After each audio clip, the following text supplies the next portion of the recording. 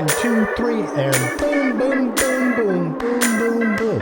Hi, welcome to Control Talk Now, your smart buildings videocast and podcast for the week ending July 2nd, 2017. My name is Eric Stromquist, and we talk about all things building controls and smart controls, everything from pneumatics to diagnostics, you name it. If it's got a C in it, we talk about it.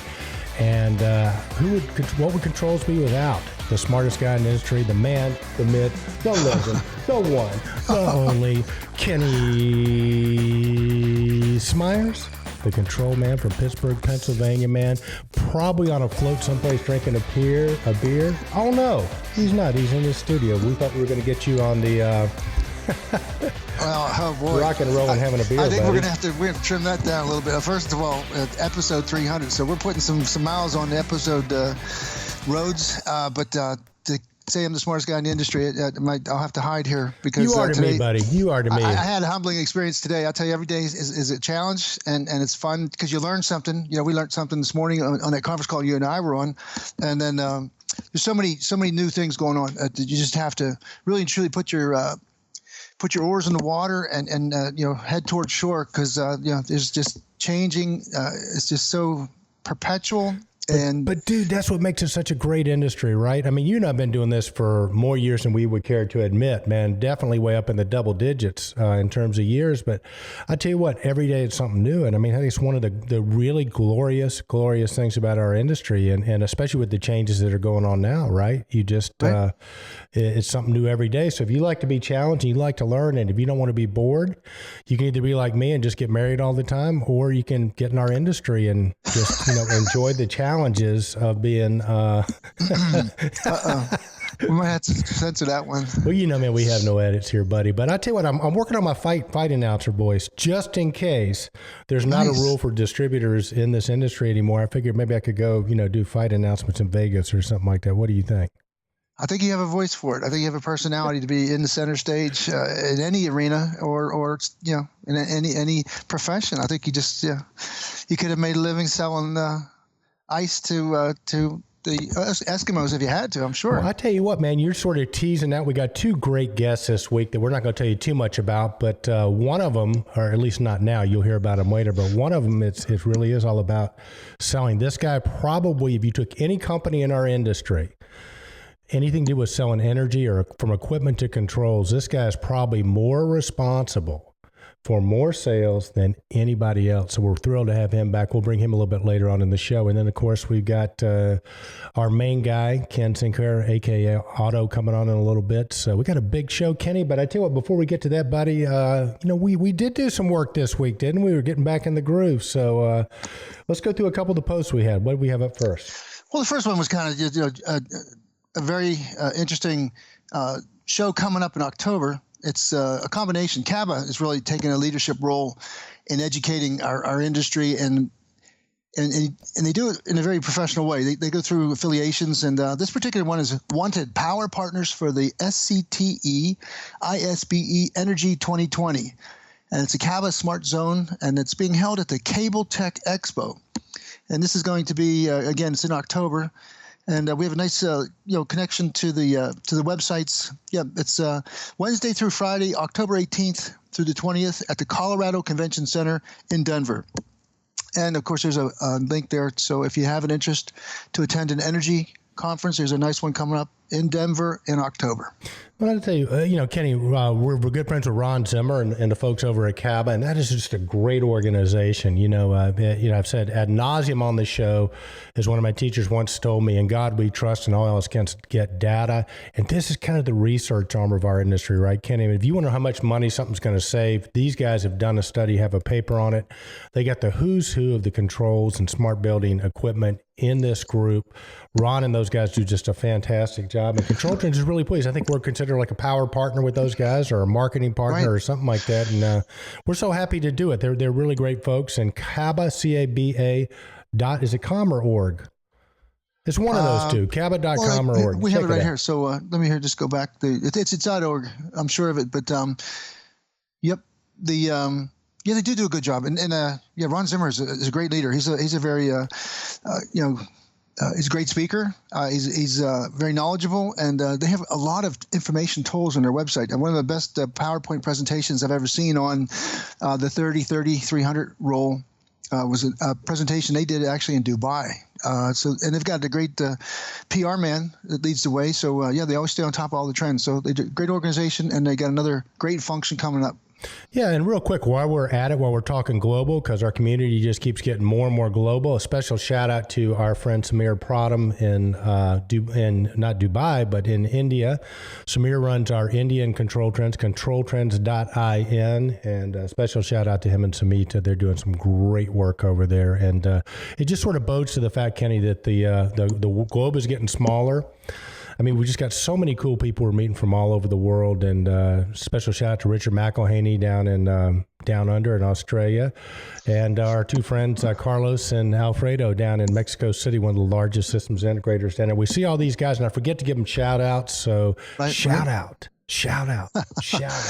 All right, well done. All right, well, we confirmed it. It's www.caba.org. So we took care of that, put that one to bed, make sure we got everything right there. We got friends north of the border. We got friends south of the border. We got friends going east. We got friends going west. I mean, Kenny, man, it's a small world, man. It's like Mr. Rogers' universe, Mr. Smyer's universe. What can we say?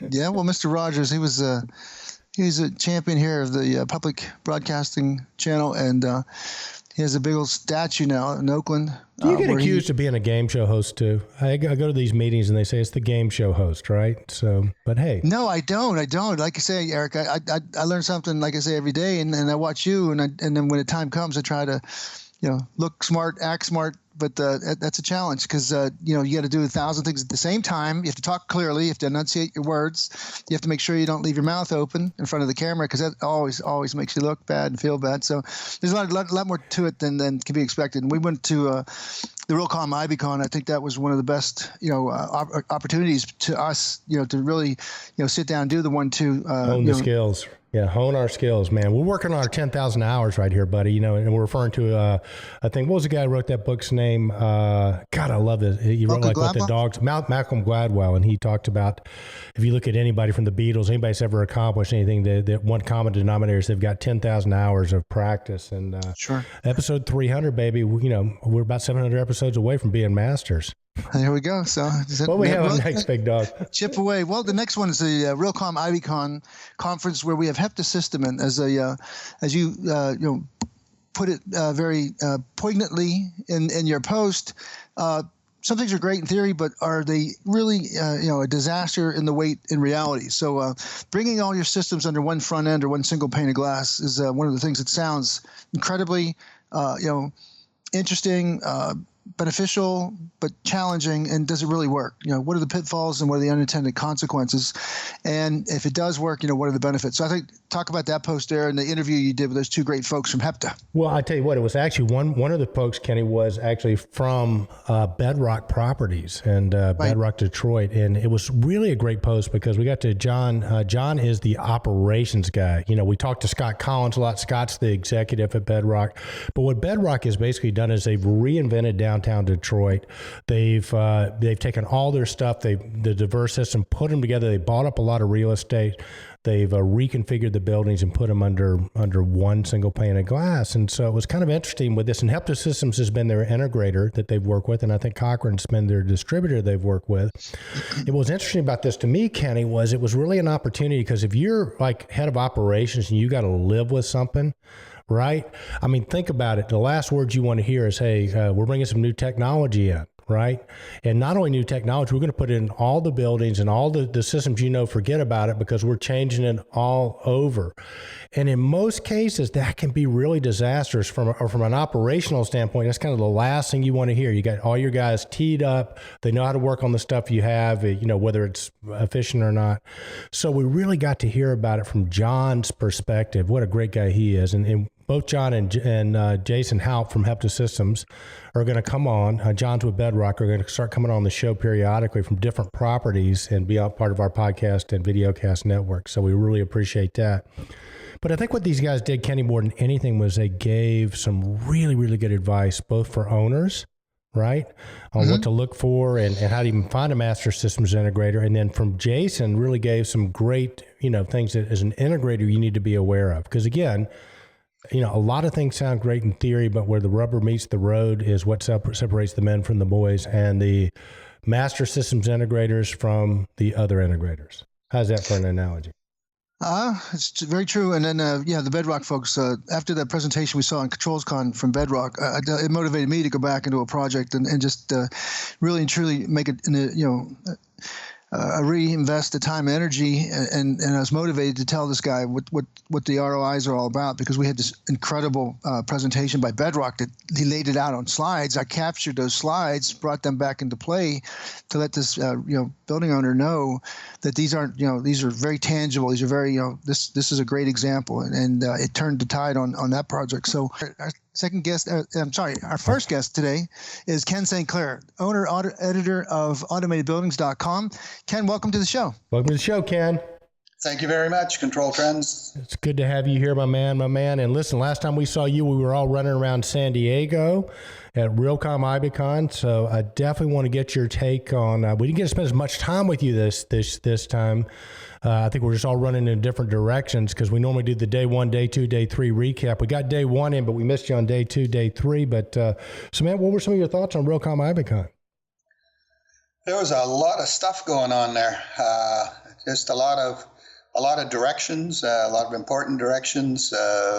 Some of them are conflicting, but generally speaking, I think it's generally accepted that we're rapidly moving into IT and OT space. That we are. So was there anything in particular sort of breaking that down, the IT, OT, and for our audience who might not know, Ken, sort of break that down for them a little bit, or Kenny, you could as well, but there's sort of a distinction between those two, right? Well, yeah, when it comes to cybersecurity too, go ahead, Ken. I'll no, you go ahead. You're a guest. Well, the thing always triggers IT, OT in my mind now comes out of the cybersecurity and also the building.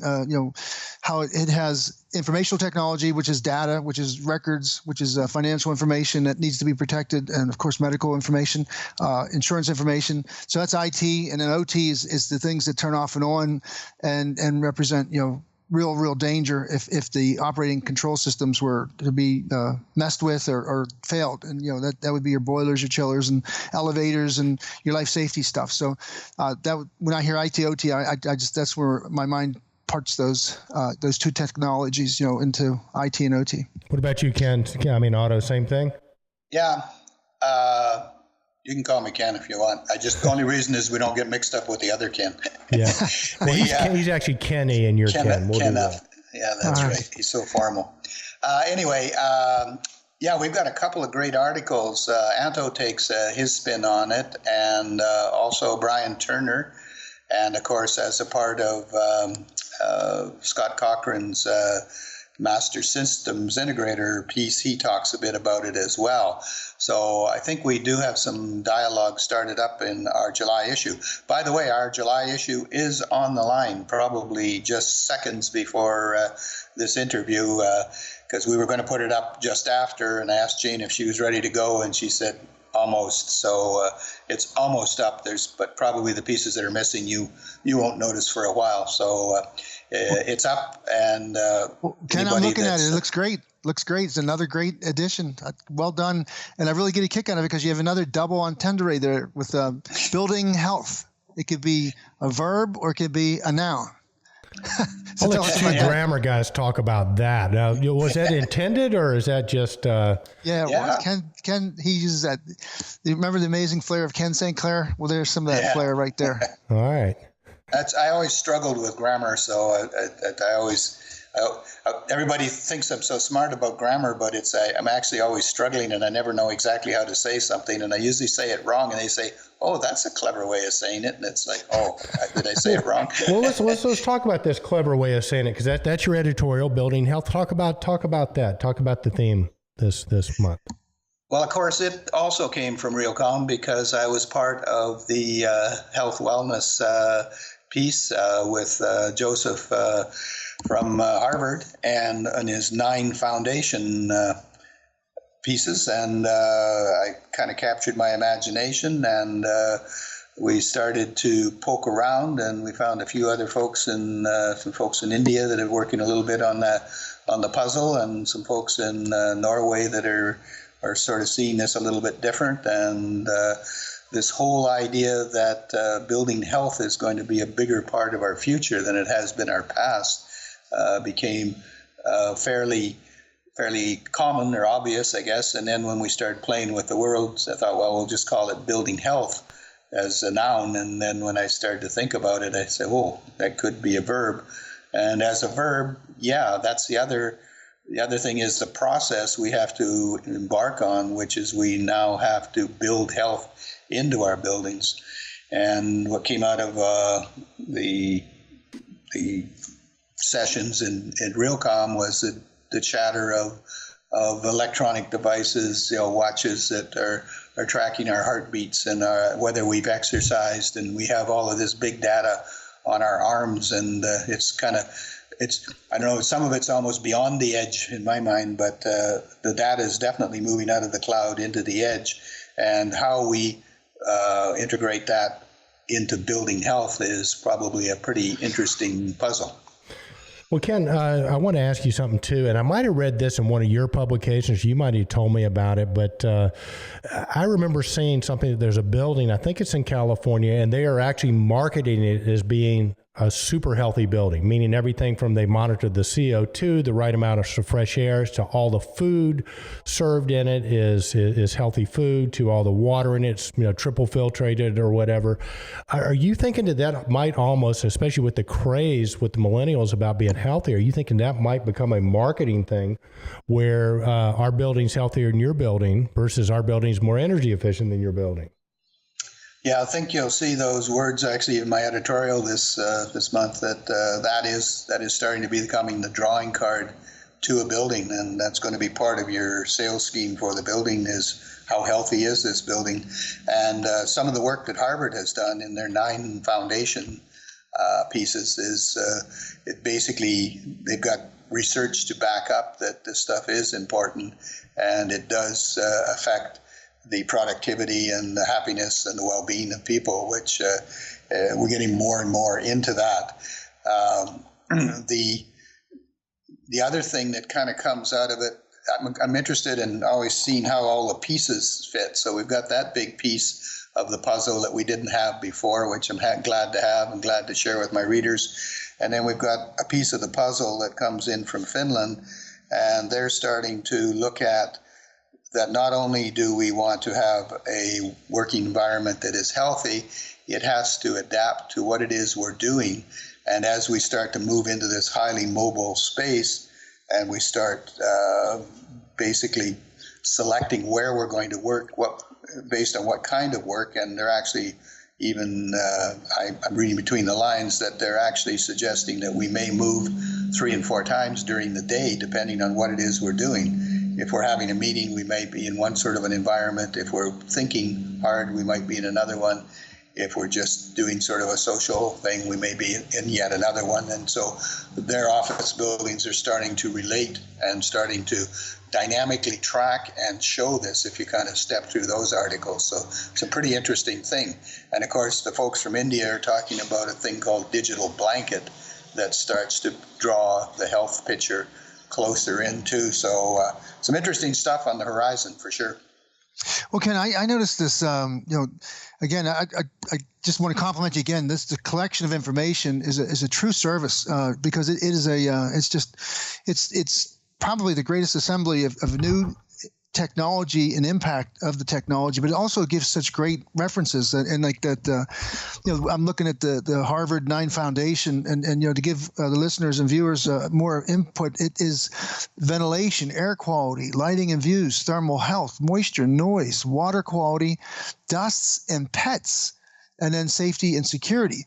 But I really got a kick out of how you've now, you're pointing in the direction of the vice president of well-being and people analytics. That is pretty cool. And then a mood metric. So when people are in a lousy mood, they could probably have the lighting react to that and brighten up their day.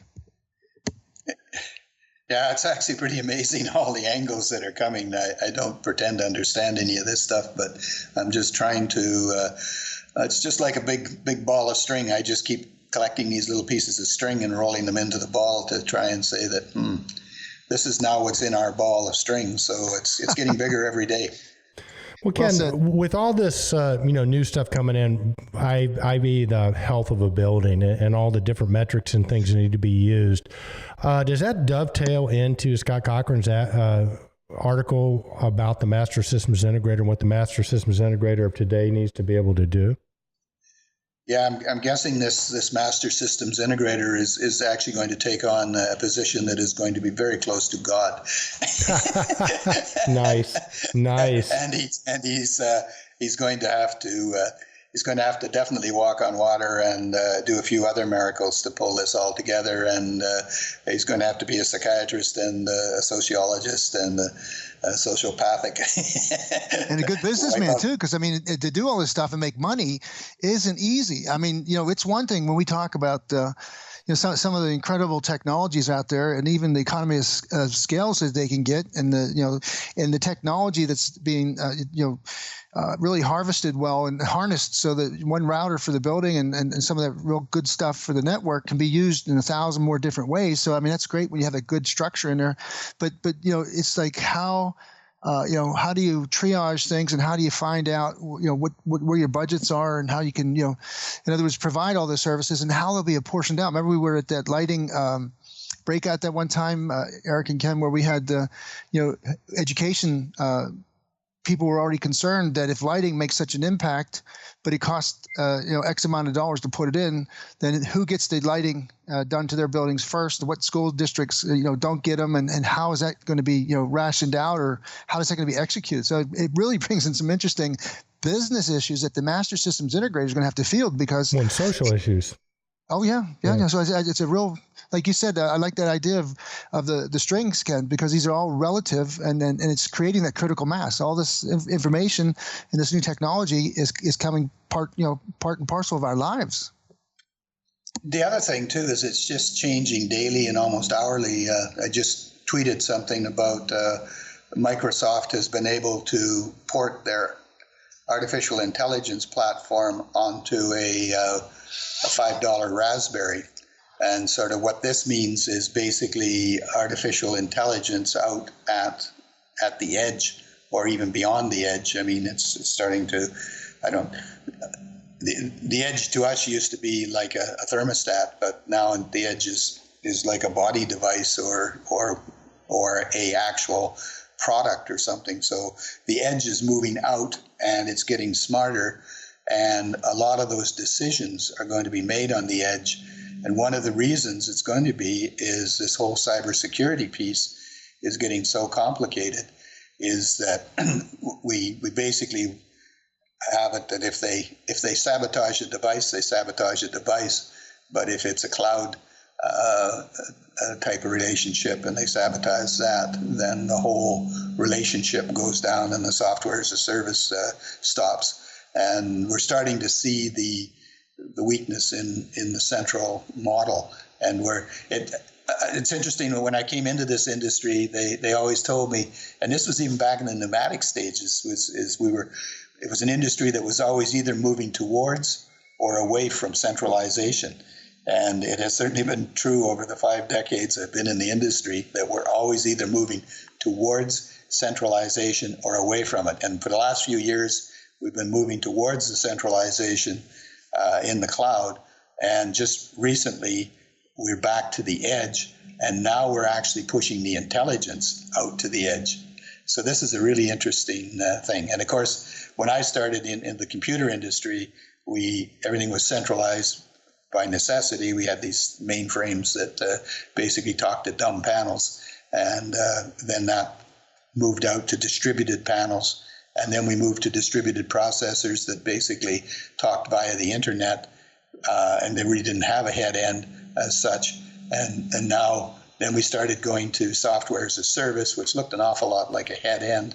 And now we've kind of started moving back out again. So it is really a very true trilogy that our industry is either moving rapidly towards or away from centralization. The latest move seems to be we're now moving away from, just even in the last 6-8 months, we're rapidly moving away from centralization. Another way to say that is history repeats itself. Yes. Cool, Ken. Well, what else did you have? Scott Cochran had a great article. Brian Turner had a great article. I mean, you just, like Kenny said, congratulations. I mean, we've said it before on the show. If you really want to know what's going on in the industry, you got to read automatedbuildings.com. So anything else?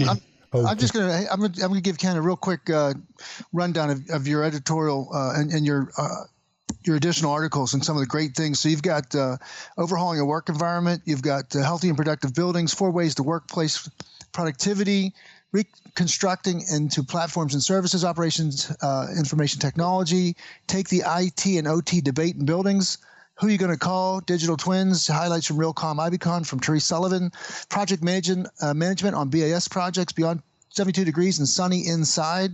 That's pretty cool. Smart buildings, space as a service, follow the light to health and well-being. Jim McHale from Memoria again, great speaker, great interview we had with him from Realcomm. Considerations of the smart systems integration, the edges here and now from Mark Peacock, Linkspring, and the most promising union from Larry Andrew-Eunice Cadero. So yeah, what a very, very knowledge-based, information-based editorial section you got there. Actually, believe it or not, you should see even some of the stuff I threw away, and it's still wow. It's still coming. Actually, people, it's like, we know we're 2 days late, but we can get it in. So we actually this month I think was summarized in the fact that my mailbox got full. It only holds 2 gig, and I basically had over 2 gig of mail things and articles and bits and pieces falling on us. It was incredible. It's like, as Therese said, don't they realize it's July? Nice. Go on holidays or something, But so it's actually been pretty funny.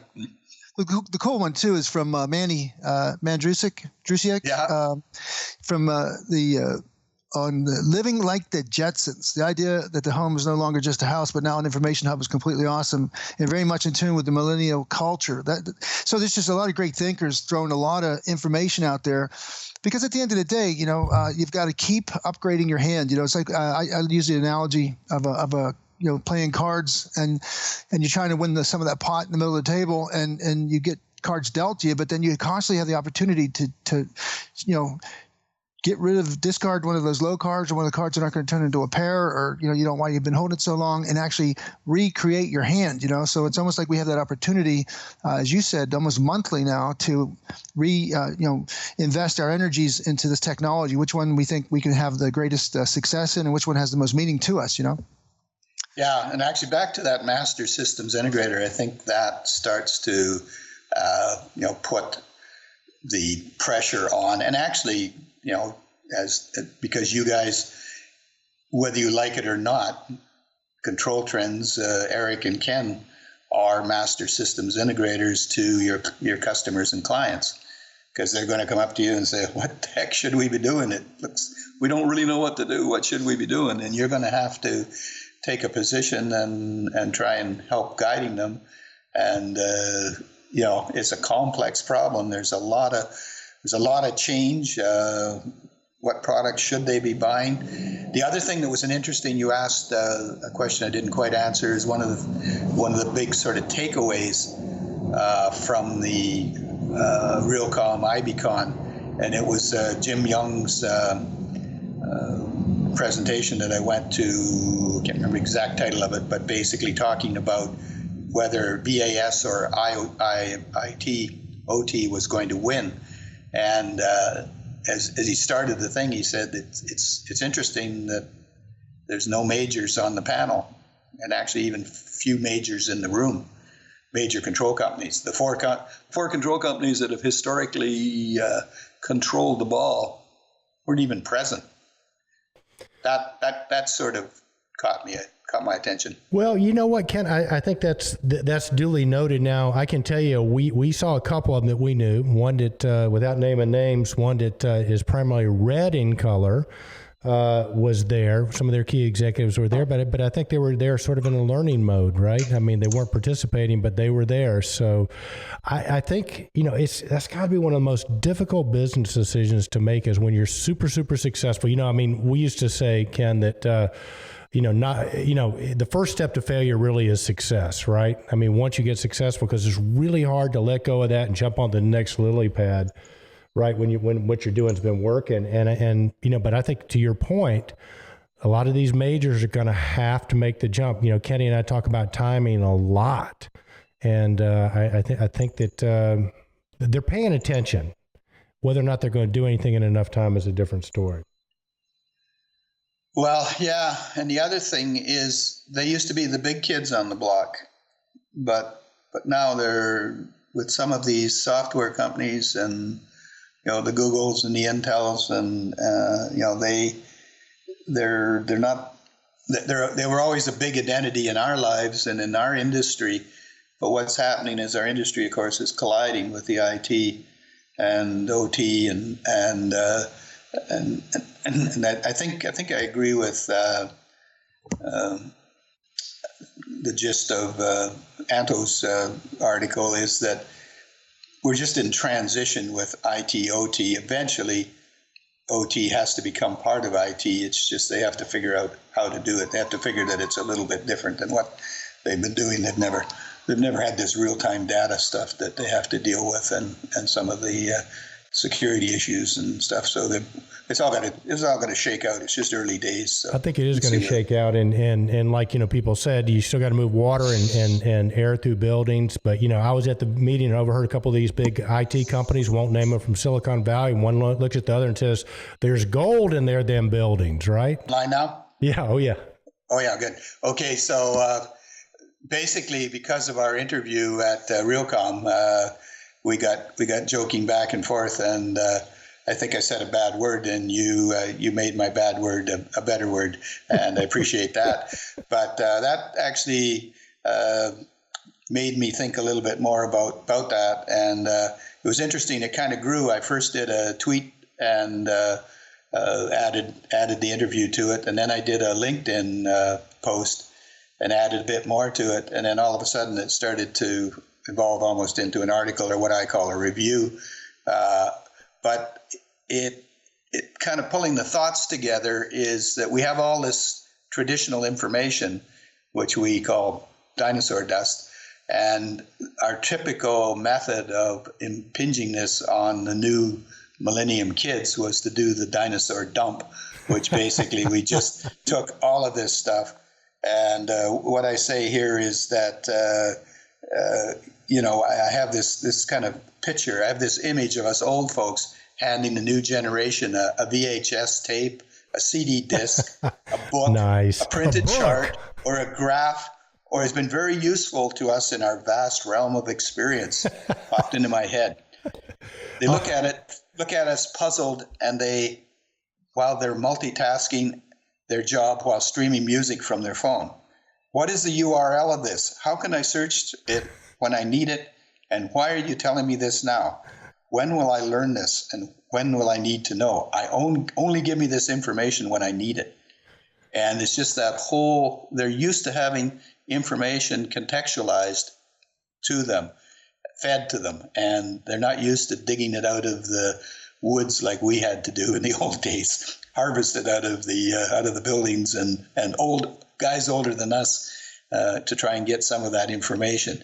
But it's not that we don't have valuable information, but we really have to reformat our thoughts and basically figure out how to stream dinosaur dust. So anyway, it's a fun little poke at it. I love it. So there you have it. Everybody. Ken St Clair from AutomatedBuildings.com. The July issue is out. Be sure to check it out, AutomatedBuildings.com.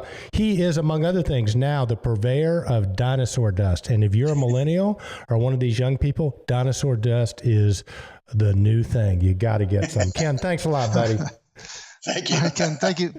When you go to these meetings, too, and you listen and watch some of these professionals, you can pick up some really good ideas and some really good techniques and methodologies. And he shared it. It was all for the benefit of everybody there in the networkers. So next up, we've got more news about what's coming down the road. We have a release on LinkSpring Exchange 2017.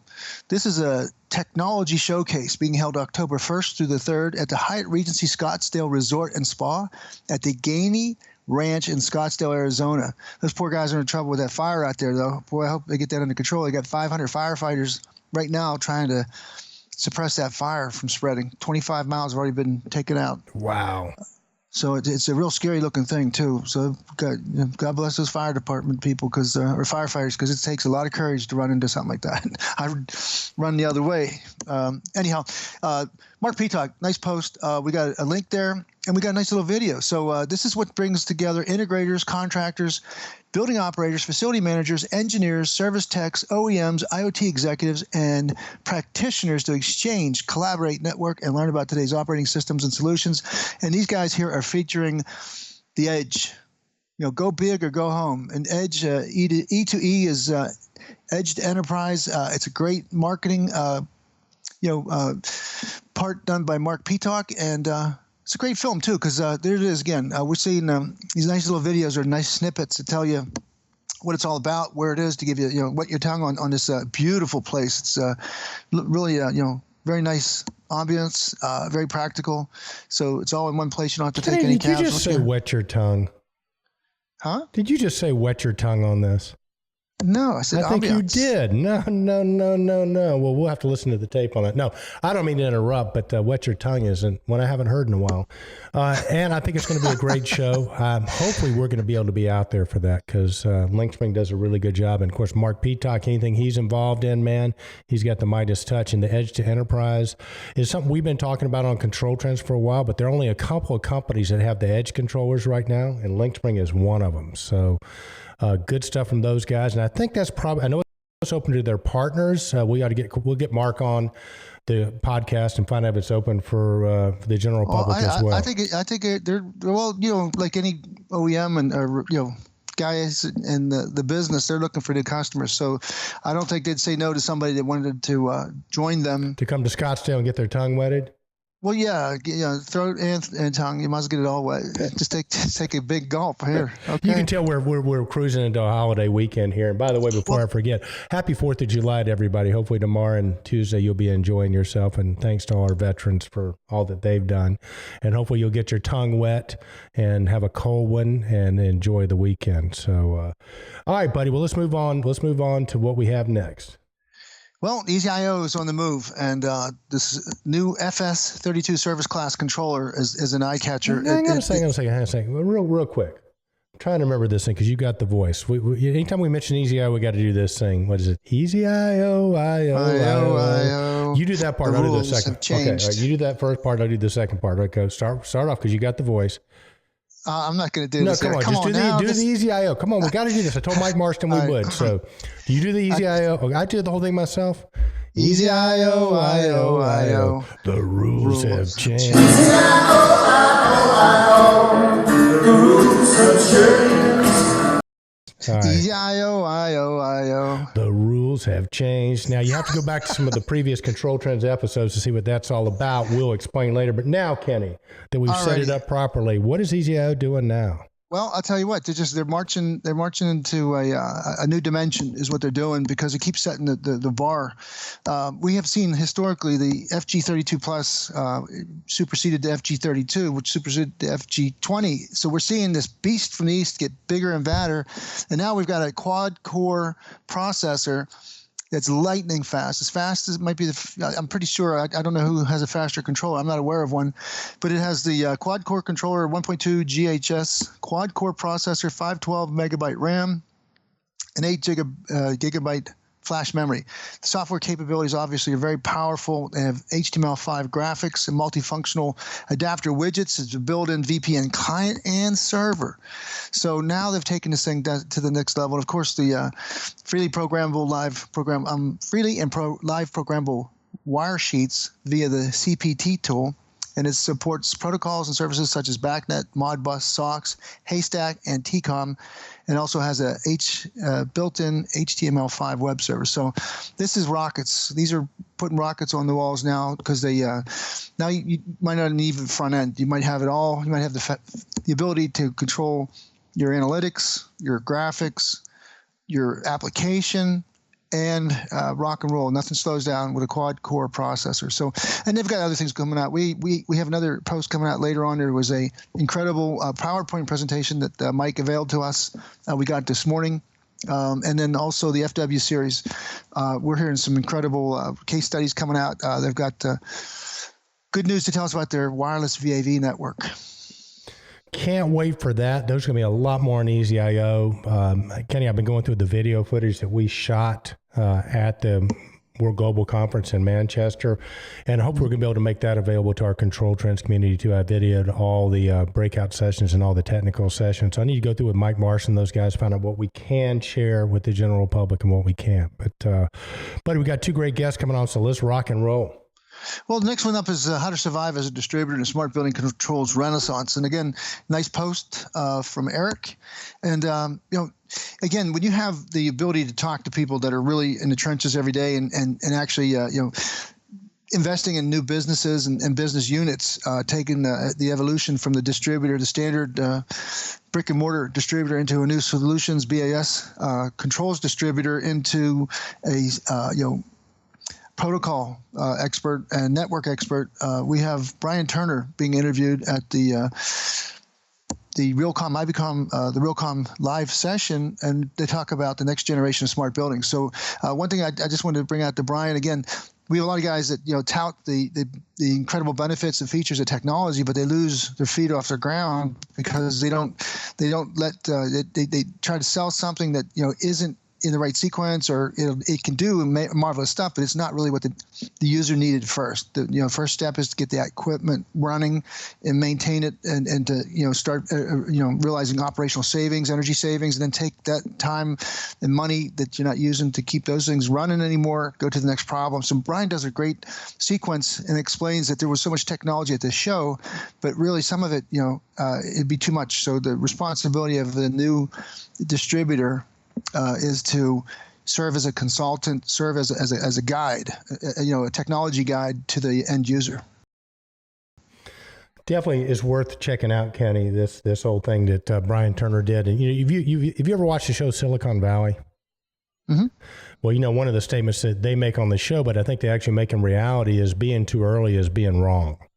Right? It's as bad as being too late. And I think that one of the things that guys like Brian Turner and Scott Cochran do is they are really good gauges for where you are in the sequence. And Brian, for example, and he goes into this in the interview, so I encourage you to watch the interview, has basically broken his distribution company up into 3 separate companies because he thinks that's the best way to participate in the smart building controls renaissance. And so I think the messages I'm getting, Kenny, is the timing is right. Things are changing. The rug has been slowly sort of being pulled out from underneath us in terms of being a distributor, and probably another facets too, from being even an owner to a systems integrator. But that speed is starting to pick up. So watch what guys like Brian Turner, who's one of the smartest guys in the industry, are doing, as well as Scott Cochran. It'll sort of give you an idea where to try to land when that rug does get pulled out. Well said. Yeah, so it's a great interview too, by the way, and it's a real professional. So this is one of the nice, media collateral that we have that we can throw to the to the Controltrends community. Is if you can't go to these great networking events where you're picking up information wholesale, you can come to Controltrends and you can watch at your leisure more or less the archives. So it was very nice that Jim Young and Howard Berger and Lisa Woods, after they put this prodigious effort together to get this thing done, for anybody that really wants to participate afterwards, after the show, they really and truly make a lot of information available like we do, so that we keep everybody on the cusp of change. Well, they do, and they have a YouTube channel. We'll put a link in the show notes to it. But Kenny and I are going to also cull through a ton of these video interviews that Realcomm did to try to put the ones we think are most germane to our community up. And we'll also put a link where you can go, find them yourselves. And we also, Kenny, I've got, I don't know how many gigabytes of footage that we actually shot. Our friend Alper Unsminder from BASSG has a new product. He made an announcement. We've got video footage of that. It's just finding the time to actually have time to edit it is always the challenge. But over the next couple of weeks, you'll be seeing a lot more we'll be unpacking from the Realcomm IBCON show. It was absolutely spectacular. Sure was. All right, Kenny, man, I tell you what, we've talked a lot over the last 6, 7, 8 months about the fact that in the smart building controls business, you got to have a great product to even be part of the conversation. You got to have great low pricing to even be part of the conversation. You have to have great support to even be a survivor in this industry. And we've also talked about the fact that with the rate of change and all the new products and all the new technologies, all the new methodologies that are coming into the marketplace, that how do you differentiate yourself if you have all those things? And what you and I have always said is you differentiate yourself by your message, the one that can take the confusion out of all the stuff that's there and sort of truncate it down where it makes sense to an owner or a decision maker is the one that's going to win. Messaging matters more now than ever. And we are so fortunate because we have our good friend, Mark Jewell, who probably, Kenny, has more success stories with people in our industry where they've gotten the messaging right and gotten the sales. So without further ado, Kenny, let's bring Mark Jewell on the show right now. Sounds Mark, great. welcome. Thank you. Welcome, Mark. Thanks, Ken. Thanks, sir. We were going to try to introduce you, Mark, but I mean, you know what? We just couldn't do it justice because there's so much. So for our Controltrends community, and you've been on the show before, but if they don't know who you are, tell them about what you do.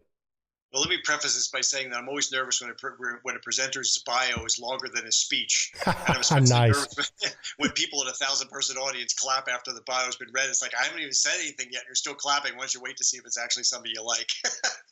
But in any case, no, I've been in the business ever since Wharton back in 1992. So 24 years, 25 years.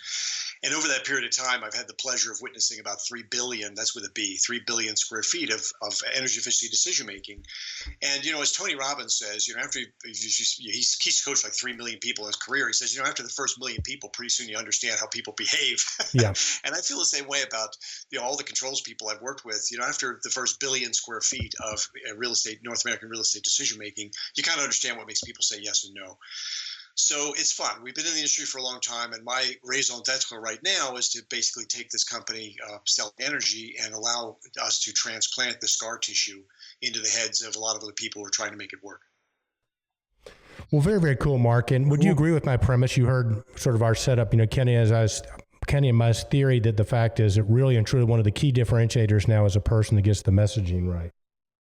You're absolutely right. I read a fabulous quote. It must have been a couple of months ago. I don't know if it's in Forbes or Harvard Business Review. It says that 39% of B2B buyers now make the decision of who they're going to do business with, who their vendor's going to be, based on the skills of the salesperson rather than the product, the offering, the price, or the service. And that's just amazing. I've always kind of known that in my DNA, that you really have to be better than the average bear when you message. But when I heard that, it's like, holy cow, 2/5 of the people out there are going to choose who they're going to do business with based on who they're looking at right there in the sales situation. And what's sad about this industry, and I'm sure you'll resonate with this because you've been in the industry for a long time too, this industry, especially the controls business, is full of accidental salespeople, people who know the technology cold. They've been in the business for a long time as mechanics or technicians or scientists or inventors. They're entrepreneurs. And then all of a sudden you put them out in front of a customer because they're maybe the most skilled person technically. And they just talk about bits, bytes, and blinking lights. And the customer's like, what? And it's the people that actually go and say, we're going to have concise messaging. They're the people who win.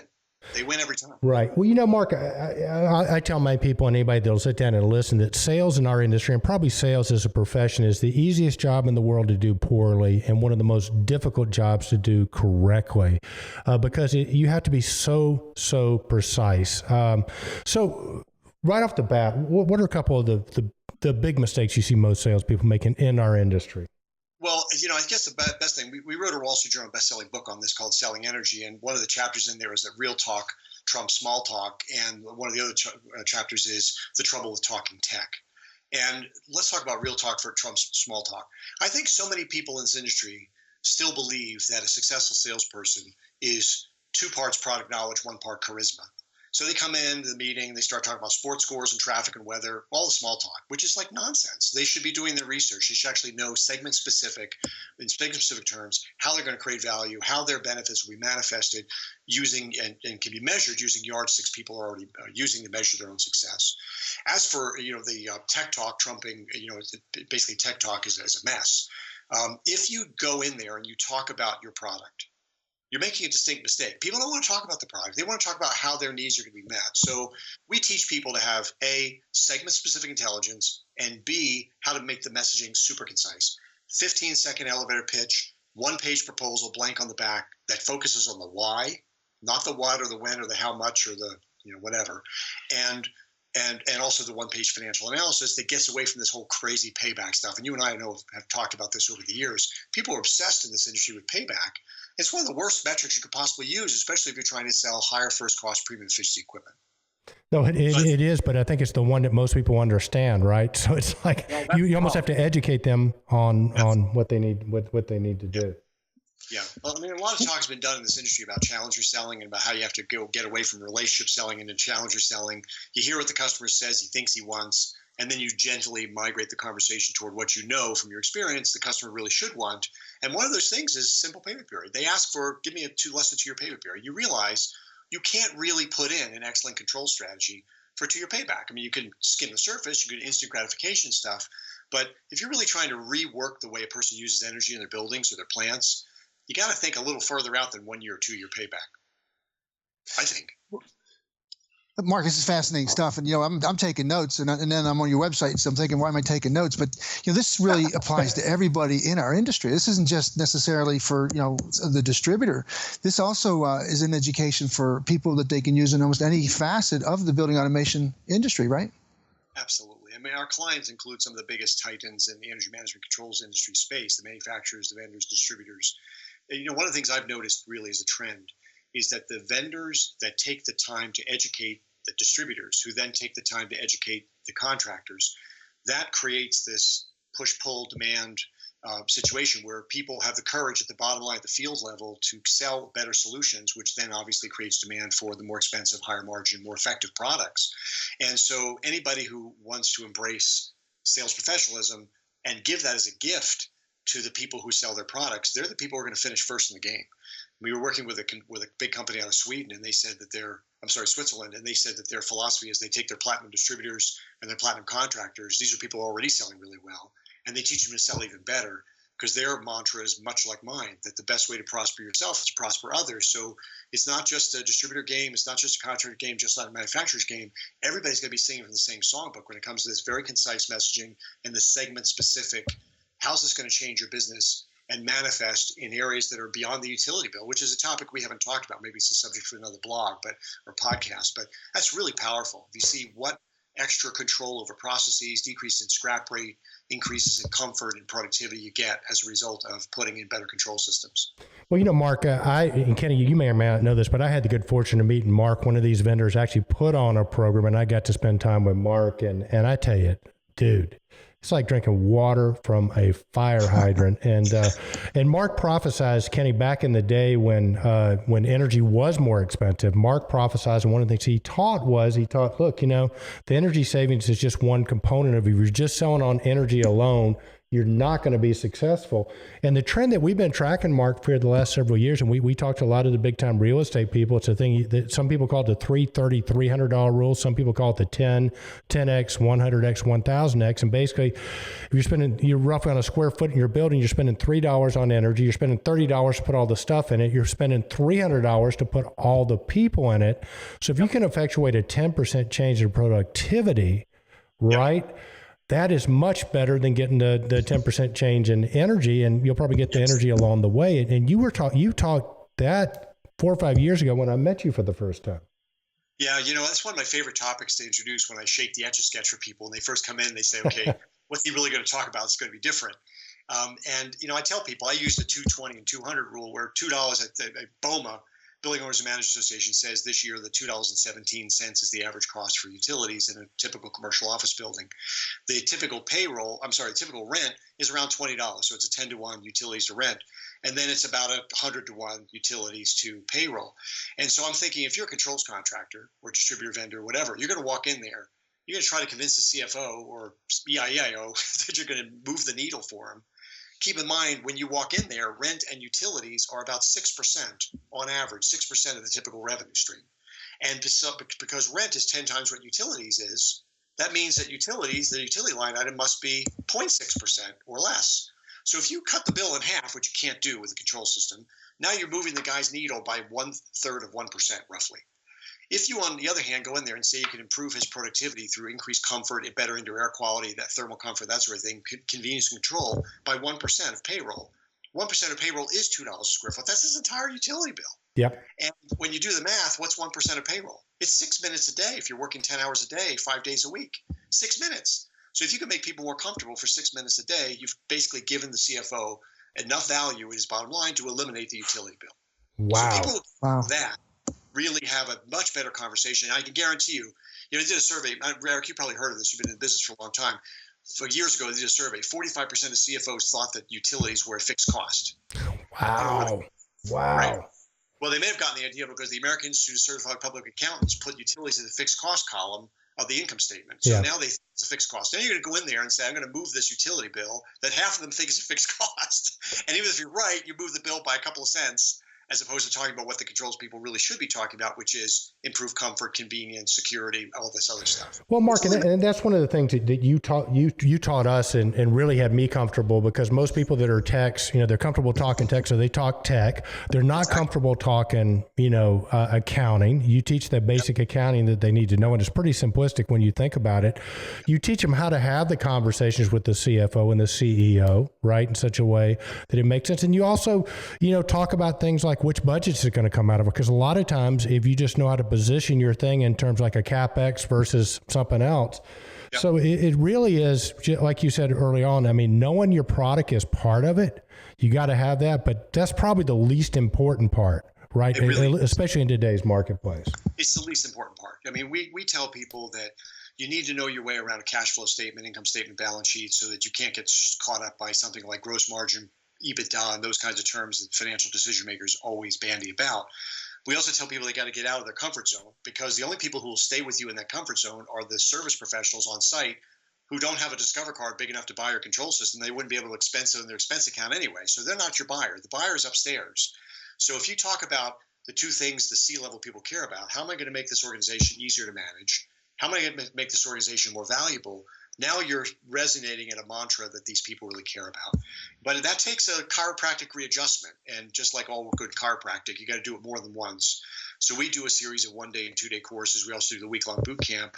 But it's also drip irrigation content reinforcement to make sure people understand how to continue talking in this manner, as opposed to just defaulting to their comfort zone, which is a text cut sheet and a sample case. No, well said, Mark. Well, listen, I've been to your boot camp. I know you've done the boot camps a bunch. But we're just kind of really, really pumped up because you're getting ready to do something different and make this available. I think we told you earlier that we have a global Controltrends community that's all around the world.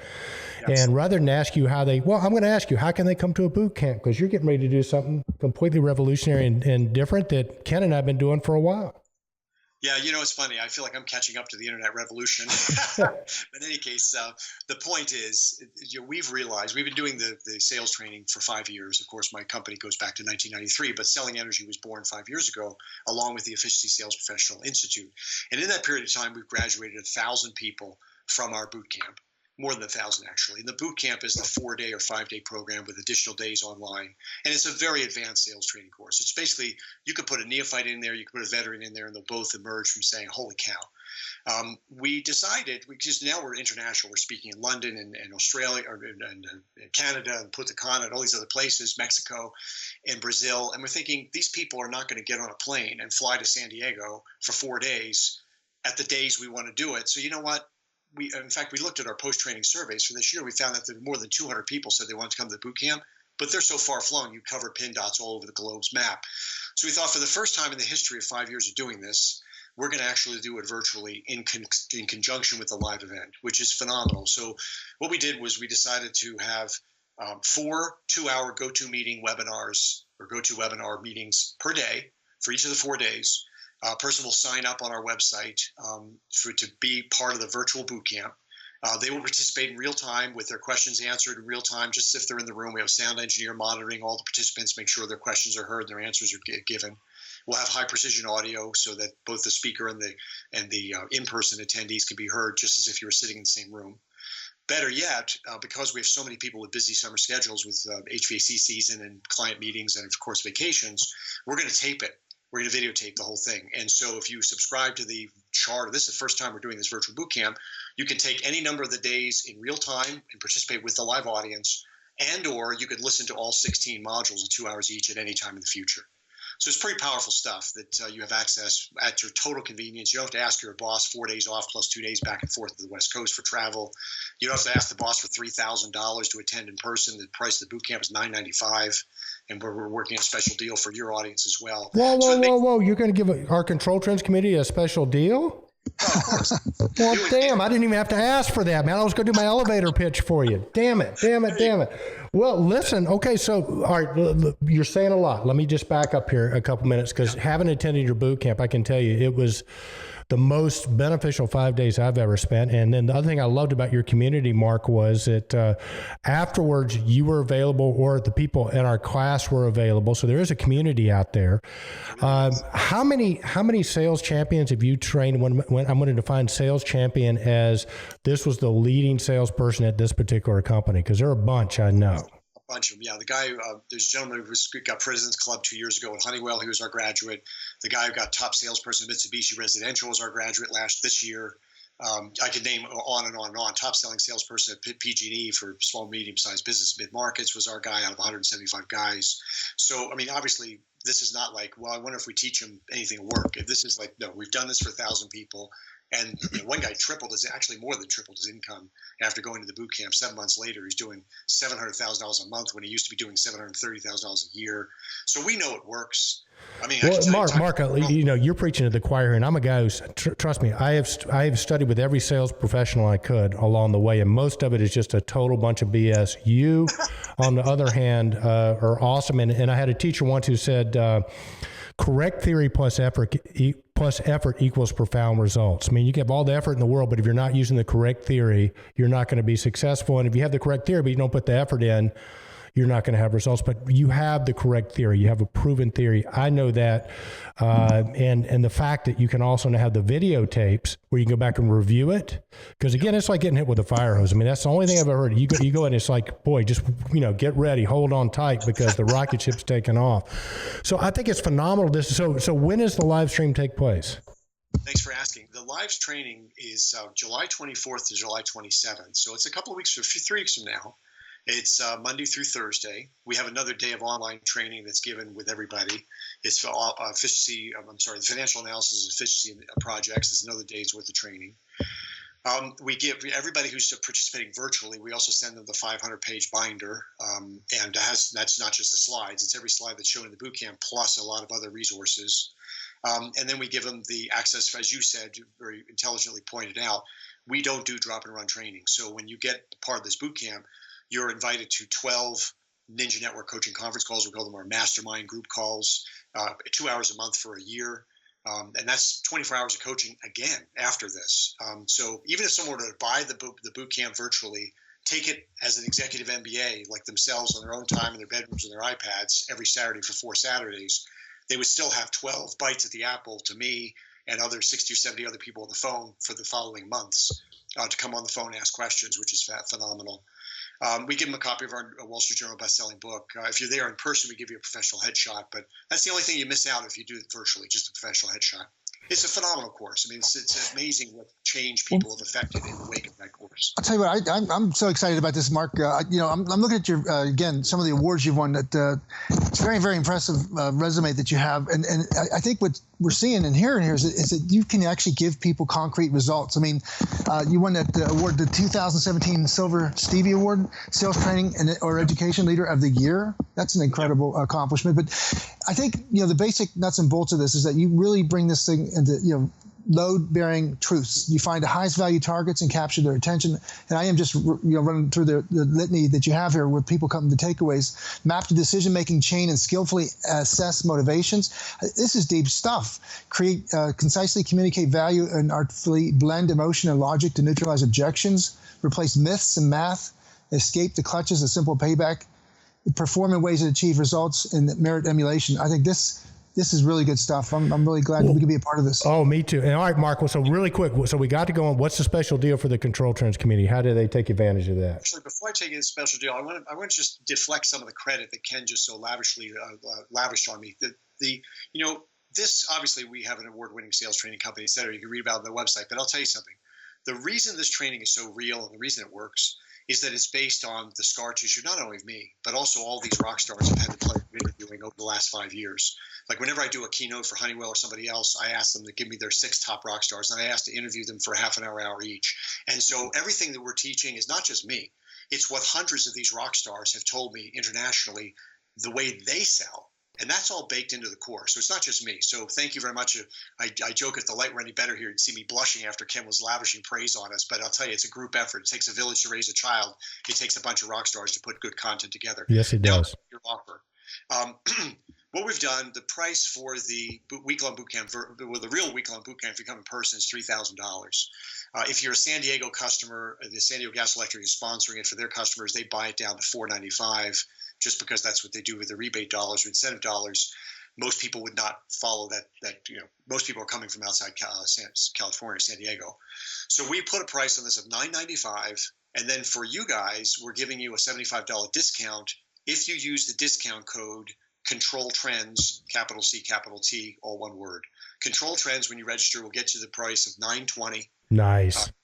And that includes everything that we talked about today. Very cool. And we'll put a link in the show notes. We'll have that. And then listen, dude, I want to see if we can get you to come on.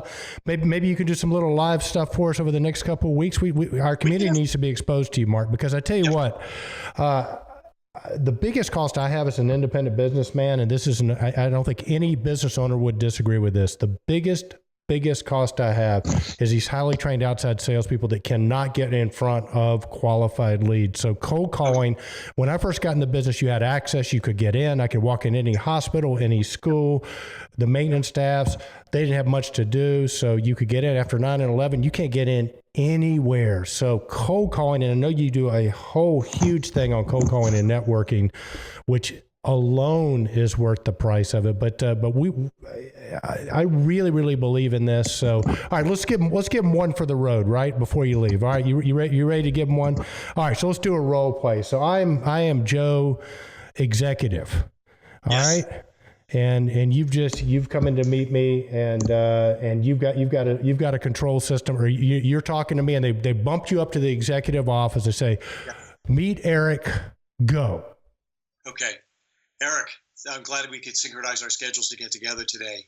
Thanks for taking the time. Before we start, I got to tell you something. I was looking at the earnings call, last week's earnings call, and I was particularly impressed with your chief operating officer. And you mean Ken Smyers? Thank you, Mark. Yeah, he's pretty good. So what are you selling? Right. So not only did he handle those questions from the analysts, especially the Goldman analysts, really well, but what I particularly noted was in his remarks when he was asked about how the company is going to become more sustainable and how they're going to deal with the employee turnover they had in the company, which is rampant in your particular industry. He came back and he said the comfort and safety of our employees comes number one, and so does environmental remediation. So when I saw that, I thought, you know what, we're going to have a really wonderful conversation today.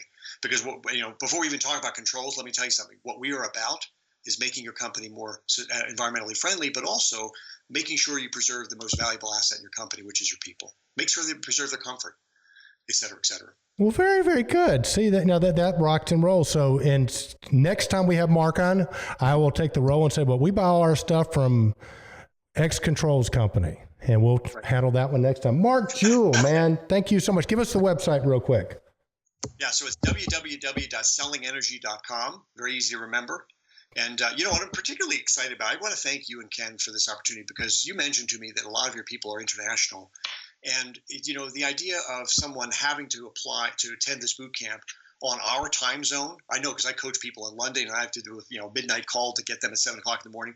The fact that somebody in India or in Australia could participate in this boot camp virtually, have the whole boot camp without leaving home, without getting a 12-hour flight and getting on their own time zone, that's just awesome. So thank you very much for introducing us to this international audience. Oh, you're very, very welcome. And I tell you what, we actually have a partner in India, Controltrends India. It's controltrends.in. Our partner over there runs that website is Samir Pradham, and I'm sure Samir is going to be all over this. So we'll look forward to that. Mark, listen, any chance we can get you to maybe send us some snippets over the next couple of weeks so we can keep reminding the control? Just get your smartphone out and give us some tips, man. Just to do that. Mark, hey, so good to catch up with you again, and we definitely need to spend more time with you. Mark Jewell doing great things in our industry. If you get a chance to do this thing, which there's no reason you shouldn't, I highly recommend. I believe in this so much that if you sign up for Mark's webinar, and if you're not happy with it, I'll refund your money, even though he would too. Okay, so we'll both refund your money. You can make money doing this. Mark, thanks a lot, buddy. Sounds good. All right, Kenny Smyers, man, another great week on Control Talk Now, the Smart Buildings videocast and podcast. As we said earlier, I hope you have a wonderful, wonderful 4th of July. Special thanks to our guest, Ken St Clair, a.k.a. Otto from AutomatedBuildings.com. The July issue is out. Check it out. And Mark Jewell. And be sure to check out the special offer that Mark is availing to our Controltrends community. We really appreciate Mark working with us on that. We'll get more of Mark coming up, but definitely take advantage of that now. So with that, Kenny Smyers, go put on the, what do you call it? The one-piece bathing suit, what do they call those things? The little bikini things for men. What do they call those things? What do they call them? I'm drawing a blank. What do they call those things? The professional swimmers wear them, I don't think I can help you with that one, Eric. Damn it. Because you probably, like me, you probably never worn one of those things. I always wear the long ones, man. But, Speedos. Speedos, yeah. Go put your Speedos on, grab a beer, get your sunglasses, put your suntan lotion on. And remember, be bold, stay in control. Indeed, Eric. Indeed, Kenny Smyers. Yowza. All right, buddy. Good.